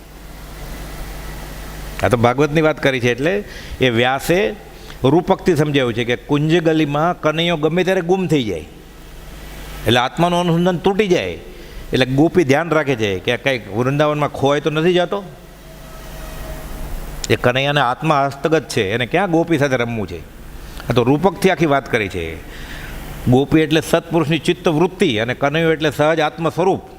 ગોપાલદેવ સમજાવ્યું છે આ કે કુંજ ગલીમાં નટકટ કનૈયો ખોવાઈ જશે, એટલે જો પ્રમાદ કરશો, પાંચ ઇન્દ્રના વિષયમાં રહેશો, તો આત્મા મળેલું સ્વરૂપે પાછા ગુમાવી દેશો તમે. એટલે સંયમમાં રહેવું પડે. શ્રદ્ધા જ્ઞાન લયા છે તો પણ જો નવી જાય પમાયો રહે, એટલે પ્રમાદ નહીં જાય, તો વંધ્યતરું ઉપમ ફળ પામે, સંયમ ઠાણ જો ન આવ્યો રહે. વાંજ્યું ઝાડ ફળ નહીં આવે પછી. એટલે ચેતવ્યા છે પાછા. અપૂર્વ અવસરમાં છે ને, માયા પ્રત્યે તો માયા સાક્ષી ભાવની માયા, બધી વસ્તુ માયા હોય ને, એની પછી સાક્ષી ભાવની માયા, એટલે સાથે ને સાથે મોહ રાખવાનો. હું શું વિચારું છું જમતી વખતે, કપડાં પહેરતી વખતે, પૈસા ગણતી વખતે, જોતી વખતે, પાંચ ઇન્દ્રિયોના વિષય વખતે માયા સાથે ને સાથે. માયા પ્રત્યે માયા સાક્ષી ભાવની સાથે હોય તો ભૂલ કરતાં અટકે જ. એને તો આવી ગયો છે અપૂર્વ અવસર. આપણે એવો અપૂર્વ અવસર ક્યારે આવશે એમ. શ્રીમદની ભાવના નથી, આપણે માટે આ ભાવના છે. શ્રાવકના મનોરથ છે અપૂર્વ અવસર. એ તો વાગતી સાથે બેસતા જ હતા ને આપણે એના ઉપર છો કે આ શ્રીમદ ભાવના ભાવી છે. ક્યારે એકાકી વિચાર તો વળી, એ તો નામ પાડેલા મોહન આજે મગન કેમ નથી આવ્યો, એટલે એક કરતાં વધારે વાર તો આવ્યા જશે ને વાઘ, તો જ નામ પાડ્યા હોય ને. 2 વાર તો આવ્યા જશે ઓછામાં ઓછા. 3 તો પ્રસંગ તારીખ વાર સાથેના છે. પ્રભુજી સાથેના, એના મોટા પુત્ર છગનભાઈ સાથેના અને ઠાકરસિંહ સાથેના, વાઘને સિંહના. જો ભૂલ કરી તો પાછું કોઈ જગ્યા એવા લક્ષણના ધારક છે, અપલક્ષણધારી છે. આ વયા જશે કે અનાદિકાલથી અભ્યાસ છે ને એને સંસારમાં રખડવાનો આત્માને. પાછા અંતર્ધાન થઈ જાય સંસારમાં, 14 રાત લોકમાં ફંગોળાઈ જાય પાછા. એટલે આભ્યંતર પરિણામ અવલોકનમાં આ કરે તો પછી એને ભિન્ન ક્રિયા નિજ દેહ એવું થાય. અને કૃપાલદેવ બાંયધરી આપી છે કે કૈનર પંચમ કાળ મેં દેખી વસ્તુ અભંગ. હવે આના પછી આભ્યંતર પરિણામ અવલોકન હાથનો બીજી શરૂ થાય છે. એમાં કૃપાલદેવ પોતાને જે નિશ્ચય થયો છે એ પાને ચડાવ્યો છે કે આ થઈ ગયું, હું છું અને હું હતો. એટલે કૃપાલદેવ 6 મુદ્દા કહે છે. આપણે બધા ડાયરીમાં જ મળ્યા છે. આ હાથનો બીજી એટલે બીજો ભાગ, આભ્યંતર પરિણામ અવલોકન હાથનો પહેલીનો બીજો ભાગ. જીવના અસ્તિત્વપણાનો તો કોઈ કાળે પણ સંચય પ્રાપ્ત નહીં થાય. આ બધું વાત કરતાં કરતાં હાથમાં આવી ગયું. એટલે કૃપાલદેવ પોતાની વાત કરે છે કે જીવ છે અસ્તિત્વ. આપણે આત્મસિદ્ધમાં બોલીએ છીએ આત્માના અસ્તિત્વમાં આપે કયા પ્રકાર સંભવ તેનો થાય છે. હજી આપણે સંભવ થાય છે. અહીંયા કૃપાલદેવ કહે છે કોઈ પણ કાળે સંચય પ્રાપ્ત નહીં થાય. હવે બેફાટ આત્મા અનુભવાય છે. આગળ તારીખ વાર સ્થળ સાથે કહેલું છે કૃપાલદેવ, હમણાં લઈએ. જીવના નિત્યપણાનો, ત્રિકાળ હોવાપણાનો કોઈ કાળે પણ સંચય પ્રાપ્ત નહીં થાય. એક જ ભાવ દેખાઈ જાય એટલે ત્રિકાળ હોવાપણાનો, હું છું અને હું હતો. આ તો 7મે વર્ષે કૃપાલદેવને થઈ ગયું. ખબર પડી કે આમ કેમ, જન્મ મરણ શું. બ્રહ્મચારી લખે છે એ મળતું બળતું જોવા માટે નહોતા ચડ્યા બાવળના ઝાડ ઉપર. વર્તમાનના કાળમાં મોક્ષ મારવું લોપ છે. આ નિષ્કંટક દર્શાવવા વણિક બન્યા છે સૂર. પાસે બાવળ થડ હતું, શાખા નીચી ફંટાય, નિષ્કંટક બતાવવા આ મોક્ષનો માર્ગ. વિકટ મોક્ષનો પંથા કાંટાથી ભરપૂર. બાવળ આખો કાંટાથી ભરપૂર હોય ને. વિકટ મોક્ષનો પંથ કાંટાથી ભરપૂર, નિષ્કંટક બતાવવા વણિક બન્યા છે શું. 7મે વર્ષે નાના પગ ત્યાં 7 વર્ષ આપણે આંખ બંધ કરીને વિચારીએ, 7 વર્ષનો છોકરો બાવળના ઝાડ ઉપર ચડીને મળદું બળતું જોવે તો આપણે કેટલા મરી ગયાના સમાચાર સાંભળ્યા હશે, જોયા હશે, સ્મશાનમાં ગયા હશું, હોસ્પિટલમાં ગયા હશું. આપણને વિચાર આવે કે શું વયું ગયું ને શું હતું એ હજી આ વાંચ્યા પછી એ.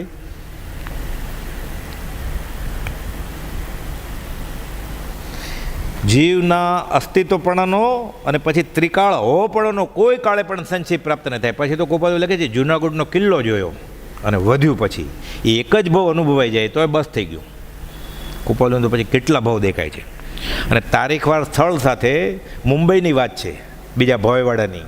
દિગંબર દેરાસરે ભુલેશ્વરની પાસ સિદ્ધ અવગાન સન્મુખે પદમસિંહની શાખ 900 ભાવ જેણા વિશે પૂછેલી જે વાત તેનો ઉત્તર સ્વમુખે દીધો હતો સાક્ષાત. પદમસિંહભાઈનું આખું ઇન્ટરવ્યૂ છે દામોદરભાઈ સાથે. એ થેલીમાંથી પત્ર કાઢીને બતાવતા. એ પત્ર સૌભાગભાઈના ભાણા એને આપે, એ અગાસ રહેતા મગન બાપા કે થેલીમાંથી કાઢીને બતાવે કે આજે લખેલું. આ તો બધી હમણાંની જ વાત છે. આ બધી સ્થળ સાથેની કે અમે એવું જાણ્યું છે કે તમને પૂર્વનું જ્ઞાન છે, તો કે હા સંભવે છે. અમને એમ ખબર છે કે તમને 800 ભાવનું જ્ઞાન છે, હા છે. તો કેમ થાય કહો ને, તો કે અવસરે કહેશું. પછી પેઢી ઉપર વયા ગયા ગોપાલદેવ. આ રસ્તા ઉપર તો વાત કરવાની હોય જ નહીં ને આની, તો એટલું કહે છે એને આપણે માટે. જીવના ચૈતન્યપણાનો ત્રિકાળ હોપણાનો કોઈ કાળે પણ સંચય પ્રાપ્ત નહીં થાય. ચૈતન્યપણા, આ ચૈતન્ય લક્ષણ જીવને અજીવથી અલગ પાડે છે. આપણે સમયસર નાટકના 436માં પત્રનો દોહો છે ને, સમતા રમતા ઉરજતા, ગાયકતા સુખભાસ, વેદકતા ચૈતન્યતા, એ સબ જીવ વિલાસ. એટલે ચૈતન્ય લક્ષણ, ઉપયોગ લક્ષણ, જ્ઞાન ગુણ. નિગોદમાં ભલે સાવ દરબાઈ ગયું છે, અક્ષરના અનંતમાં ભાગ જેટલું, પણ જ્ઞાનીએ જ્ઞાનમાં જાણ્યું કે એને જ્ઞાન છે ત્યાં. એટલે નહિવત જ છે, જડ જેવો જ છે, પણ જડ નથી. જડ અને ચેતનમાં આટલો ફરક છે. ઉપયોગ લક્ષણ હોય, ભલે વિવેક નથી જરાય, પણ અજ્ઞાન એ જ્ઞાનનો જ ભાગ છે. પાછો અજ્ઞાન એટલે જ્ઞાન નહીં એમ નહીં, ખોટું ખોટું જ્ઞાન નહીં. આ ટેબલને એમ પણ નથી કે હું ટેબલ છું, ટેબલને એમ પણ નથી કે હું ખુરશી છું. મને ખોટું ખોટું તો જ્ઞાન છે કે હું શરીર છું, કે હું માણસ છું. ભલે હું માણસ નથી, હું આત્મા છું. ખોટું ખોટું એ જ્ઞાન ચેતનને થાય. એટલે અજ્ઞાન એ જ્ઞાનનો જ એક ભાગ છે. અજ્ઞાન એટલે જ્ઞાન નહીં એમ નહીં. આ જૈન દર્શનની પરિભાષા છે આ અજ્ઞાની, નહીં તો આમાં પાછું બફમ થઈ જાય આપણે. એટલે નિગોદય અજ્ઞાન છે, પણ એ જ્ઞાનનો જ ભાગ છે, પણ વિપરીત જ્ઞાન છે, ઊંધું જ્ઞાન છે, ભ્રાંતિગત જ્ઞાન છે. એટલે કહે છે ચૈતન્યપણાનો ત્રિકાળ હોપણાનો કોઈ કાળે પણ સંચય પ્રાપ્ત નહીં થાય. એ તો નગારાના દાંડી વગાડીને કહે છે, કેમ કે અનુભવ થયો છે એને ત્રિકાળ હોપણાનો. પહેલાંના બહુ દેખાય છે. અમે ભગવાન મહાવીરના શિષ્ય હતા, અમે નેપાળના રાજાના રાજકુમાર હતા. એ તો મોતીલાલ ભાવસારને વાત કરી છે ગોપાલદેવે કે પ્રમાદમાં શું પડ્યો છે. તમને પ્રત્યક્ષ જ્ઞાની મળ્યા ને તમે પ્રમાદમાં છો. અમે લઘુશંકા જેટલો પ્રમાદ કર્યો, અમારે આટલા ભાવ કરવા પડે. ઈડરના રાજાને આ જ વાત કરી ગોપાલદેવે. ઈડરના રાજા પૂછે છે તમે આ જગ્યા વિશે શું કહો છો અને ઇતિહાસ વિશે કહો. તો ગોપાલ બધી વાત કરે છે કે આ બધું જોતા એવું લાગે છે ઘંટિયા પહાડને શહેર, કે આ ઐતિહાસિક શહેર પહેલાં પણ સમૃદ્ધ હશે. અને જૈન શાસનના તીર્થંકરને ગણધર અહીંયાથી વિચરેલાનો ભાસ થાય છે. તેનો એક છેલ્લો શિષ્ય રહી ગયેલો તમારી સામે ઊભો છે. દેશી રાજ્ય નામનું માસિક, એમાં આખી વાત જ છપાયેલી છે 1928માં ઈડરના રાજા સાથેની મુલાકાતમાં. પછી 212માં છે મુમુક્ષુ વૈદ્યનાથે કહ્યું કે પૂર્વકાળમાં ઉત્તર દિશામાં વિચરવાનું મુ વૈદ્ય એટલે મુમુક્ષુ વૈદ્યનાથે તમે કહ્યું છે એ વૈદ્યનાથ લીમડીના યોગી હતા, વેદાંતી. પણ ક્ષયોપશમ અને ત્યાગ વૈરાગને લઈને એને દૂરંદેશી લબ્ધિ પ્રગટેલી. એટલે અંબાલાલભાઈ બધા સંન્યાસી ત્યાગી વૈરાગીને મળે આવી રીતે સમાગમ માટે. ગોપાલ નહોતા મળ્યા ત્યારે. એટલે મનસુખ દેવશી લીમડીના, એટલે અંબાલાલભાઈ ત્યાં જાય છે. જે ગોપાલદેવની વૈયાવચ કરે છે એ લઘુશંકા દીર્ઘશંકા ગોપાલદેવ કરતા એ સાફ કરતા મનસુખ દેવશી. એટલે અંબાલાલભાઈને એ બધા પરિચિત ત્યારના. તો કે વૈદ્યનાથ યોગી છે, એને મળીએ, જ્ઞાની છે. ત્યારે ખબર નહીં કે જ્ઞાની કોને કહેવાય એમ. એટલે કોઈ ચમત્કાર બતાવે એ જ્ઞાની લાગે, કોઈ વિદ્યા ભણે કે હવામાં ઊભો રહે એ જ્ઞાની લાગે. પછી ખબર પડી કે આ બધા મદારીના ખેલ છે, ખાલી આત્મા અનુભવ એ જ જ્ઞાની. એટલે કહે છે કે અમે તો અમારી આગળ એક જ્ઞાની છે મુંબઈમાં, અંબાલાલભાઈ કહે છે. તો કહે તમે જે જ્ઞાની કહો છો ને એ પૂર્વ દિશામાં નેપાળના રાજકુમાર હતા. એટલે અંબાલાલભાઈ કુપાલદેવને પત્ર લખે છે. એ કુપાલદેવ 212માં જવાબ આપ્યો છે કે મુમુક્ષુ વૈદ્યનાથે તમને કહ્યું છે, મૃષા કહ્યું નથી, વાત સાચી છે, પણ જે વસ્તુ માટે તમે ત્યાં ગયા છો આત્મ સાક્ષાત્કાર માટે એ હજી એની પાસે નથી. લબ્ધિ પ્રગટવી એ બેફાટ આત્માનું અનુભવની વાત નથી એ. અને કુપાલદેવ તો આગળ ખુલાસો કર્યો છે, કોઈ પણ જાતનો ચમત્કાર કરે જૈન ધર્મની પ્રભાવના માટે એ પૂર્ણ જ્ઞાનીનું લક્ષણ નથી. કોઈ તીર્થંકરે નથી કર્યા ચમત્કાર, કોઈ કેવળીએ નથી કર્યા ચમત્કાર. એટલે કુપાલદેવ સૌભાગભાઈને કહે છે જ્ઞાની અન્યથા કરે નહીં. એ માનતુંગ આચાર્યને ભક્તમાં રચવો પડ્યો જૈન ધર્મની પ્રભાવના માટે. બહુ સારી વાત છે, ઋષભનાથ ભગવાનના ગુણગ્રામ જ છે. ઉવસગર સ્ત્રોત ભદ્રબાહુએ બનાવ્યો, ખોટું નથી. કુપાલદેવ એની કરતાં વેત ઊંચા છે. આ પૂર્ણ વિતરાગ દશાનું લક્ષણ નથી કુપાલદેવ સૌભાગભાઈ. એટલે અમે તમારા માટે કાંઈ નહીં કરીએ. કહે છે દંડવત નમસ્કાર, આજ્ઞાકિત રાયચંદના નમસ્કાર. રવજી બાપાના કુટુંબ માટે અમે મની ઓર્ડર મોકલીએ છીએ મહિને મહિને, તમને મોકલીએ, પણ તમને દર્શનાવણી કર્મનો બંધ પડે છે. 368માં લખે છે જ્ઞાની પાસે કોઈ પણ જાતનો વ્યવહાર માગીએ તો દર્શનાવણીય કર્મનો બંધ પડે. 5 રૂપિયા મહિને મોકલી દે તો ચાલે. અંબાલાલભાઈ એટલા પૈસાવાળા હતા. કુપાલદેવ 5 રૂપિયા મોકલે તો સૌભાગભાઈ, અંબાલાલભાઈ અને કુપાલદેવ શાંતિથી સત્સંગ મુંબઈ અથવા તો ચરોતરમાં કરી શકે ને. અંબાલાલભાઈને કહ્યું હતું કે મહિને મહિને 5 રૂપિયા મોકલાવજે. ગુરુના ભોગવે ગુરુ, ચેલાના ભોગવે ચેલો. ઘસીને 250 પત્ર લખ્યા. આમાંથી આ શીખવાનું છે આપણે કે આવું ગૃહિત મિથ્યાત્વ વયું છે આપણું. તો 16મો ભાવ નથી એને કે હું ધર્મની કોઈ પણ ક્રિયા મારા વ્યવહાર ટકાવવા માટે કે મજબૂત કરવા માટે નહીં કરું. મારા પ્રાર્થ પ્રમાણે થશે એ બધું. એક બાજુ તીર્થંકર કે વિતરાગ પાસે વ્યવહાર માગવો મંત્ર તંત્ર કરીને, બીજી બાજુ બેંક તોડવી ઓછું પાપ છે. એ વ્યવહાર છે. આ જ્ઞાનીની આશયની વિરુદ્ધની વાત છે. આ બાજુ 17 પાપ સ્થાનક રાખો, આ બાજુ 18મું મિથ્યાત્વ રાખો. મિથ્યાત્વનું પલ્લું નમી જાય 18 પાપ સ્થાનકમાં. આ તો શાસ્ત્રની વાત છે, ખાલી કુપાલદેવની નહીં. એ જ્ઞાની અન્યથા કરે નહીં.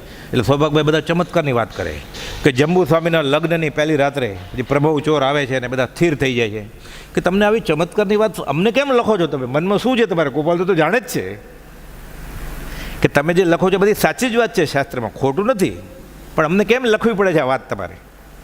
અમને મળ્યા પછી હજી આ દશા? 248માં લખે છે અમને મળ્યા પછી હજી તમે ઉપર આવતા નથી. પરાભક્તિનું મૂળ પામ્યા, પ્રથમ મિલનમાં 3 નમસ્કાર કર્યા, હજી તમારી આ દશા? તમે ને અમે લૌકિક રીતે વરસશું તો અલૌકિક રીતે કોણ વરસશે પછી? સૂરજ કોને માટે ઉગશે? પવન કોને માટે વાસે? પછી વાયુ શું કરો છો તમે? પછી સૌભાગભાઈના મોઢામાંથી બોલાવડાવ્યું માગી ખાઈને ગુજરાન ચલાવશું, પણ આત્માના અનંત આનંદ આગળ આ બધું તુચ્છ છે. કુપાલદેવ લખે છે શ્રી સૌભાગને નમસ્કાર. શ્રી સૌભાગ મુમુક્ષુએ વિસ્મરણ કરવા યોગ્ય નથી. હા, વ્યવહાર સંકેત સાવ સહેલું છે. આપણે આ ખાલી આ દેવ દેવી કે તીર્થંકર ભગવાન કે મંત્ર તંત્ર કે આ સ્ત્રોત્ર એનો જાપ મને વ્યવહારમાં મદદ કરે, આ નીકળી જાય આત્માથી ઉતરડાઈને વ્યવહાર સંકેત થઈ ગયું. આપણે 16મો ભાવ નથી. આપણે કેટલું સહેલું છે આ. આત્મા તો અનુભવ હશે, પછી વ્યવહાર સંકેત થશે તો પરમાર્થ સંકેત થશે જ. ભલે ને દેહ છૂટે ત્યારે છેલ્લા સેકન્ડે થાય, ક્યાં વાંધો છે? આપણે ફરી વાર ક્યાં આવું જ છે? અહીંયા બંગલાની ચાવી ક્યાં સાથે લઈ જવાની છે? એટલે આ સૌભાગભાઈના બધા પત્રો છે ને એ સંકિતના પત્રો છે. આ સૌભાગભાઈ ઉપર જ પત્ર લખ્યો છે. આજે સાક્ષાત અનુભવ પ્રાપ્તિ છે એટલે કુપાલદેવ લખ્યું છે સૌભાગ મુમુક્ષુએ વિસ્મરણ કરવા યોગ્ય નથી. હવે સમય પૂરો થાય છે. એ આત્માના 6 પદનો દ્રઢ નિર્ણય, એ નમત સમ્યક દર્શન. આ સમ્યક દર્શનના ઘણા સ્થાનક, યોગ અસંખ્ય જીન કયા, પણ એમાં સર્વોત્કૃષ્ટ સ્થાનક સંકિતના આ 6 પદ છે. એ હવે અવસરે લેશું આપણે. સહજાત્મ સ્વરૂપ પરમ ગુરુ.